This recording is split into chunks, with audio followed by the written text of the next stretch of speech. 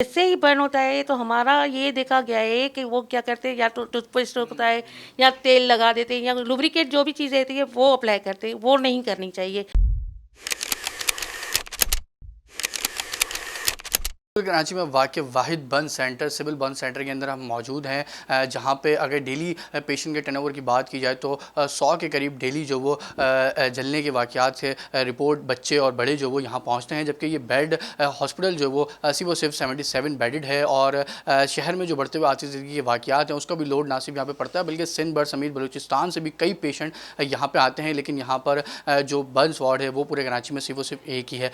इस हवाले से बात करने के हमारे पास AMS डॉक्टर कुलसुम मौजूद है। बहुत शुक्रिया डॉक्टर कुलसुम आपके वक्त का। मुझे बताइएगा, जहाँ पे एक तरफ पेशेंट का टर्नओवर और लोड इतना ज़्यादा है, वहीं क्या एक बर्न सेंटर पूरे कराची के लिए काफ़ी है?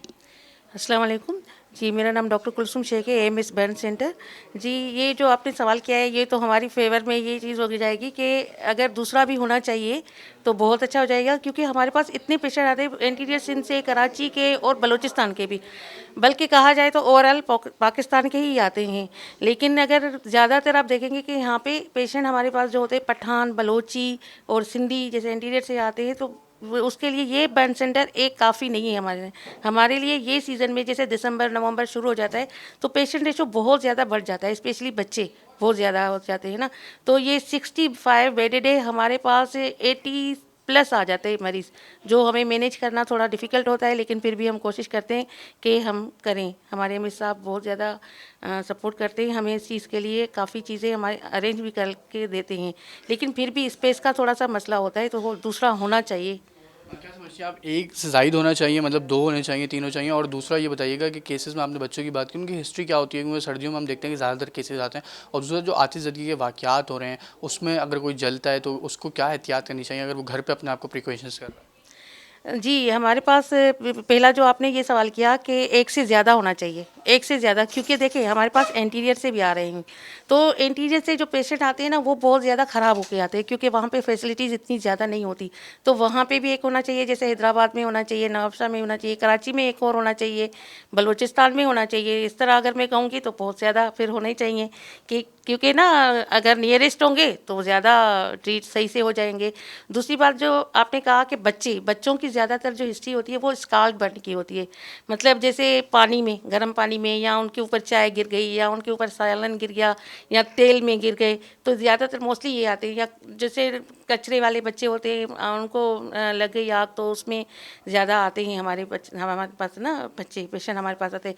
और आतिशगी के लिए जैसे हमारे पास जो ना जैसे परसेंटेज अगर कम है, सुपरफिशियल बर्न है, तो वो घर में ट्रीट कर सकते हैं फ़ौरन। अगर कोई जैसे बर्न हो जाता है, जैसे ही बर्न होता है तो हमारा ये देखा गया है कि वो क्या करते हैं, या तो टूथपेस्ट होता है या तेल लगा देते हैं या लुब्रिकेट जो भी चीज़ें होती है वो अप्लाई करते हैं, वो नहीं करनी चाहिए। हमें टैप वाटर, नॉर्मल वाटर, बहुत ज़्यादा ठंडा भी नहीं, बर्फ़ भी नहीं लगानी चाहिए, नॉर्मल पानी जो होता है ना, उससे 20 से 25 मिनट, आधा घंटा वो नहा ले, या जितना जहाँ पे बर्न हो उसको वहाँ पानी लगा दे 20 से 25 मिनट। उसके बाद फिर पॉलीफेक्स, सिंपल पॉलीफेक्स प्लस आती है एक, वो लगा दे, या पॉलीफेक्स, और कुछ भी नहीं।